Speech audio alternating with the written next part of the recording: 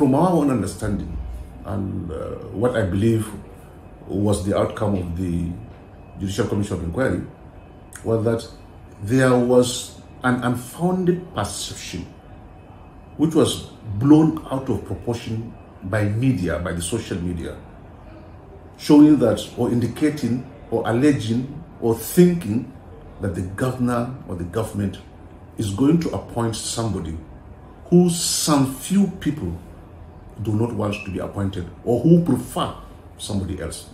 That, I believe, is the genesis.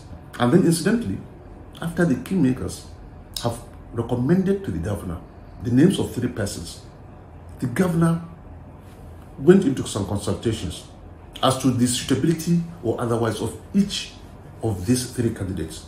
And he came up with the name of one that he felt is more suitable and appropriate to be appointed as the chief or Mai of Tangali. So that is the only thing. And then, of course, the few people, under the cover, I can say, of political thinking, went into rampage, instigated some women to go and block the federal highway. And then they were supplying drugs to some people to go into mayhem. The Chieftaincy Law of 2020 is one law under which there are all the provisions of the previous laws.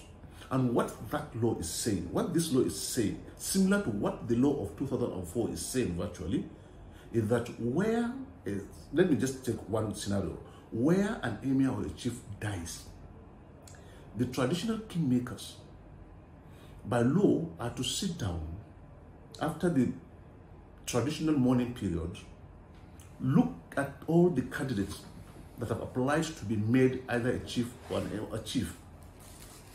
They will now screen all the candidates, sit down and decide to present 3 names, 3 suitably qualified princes.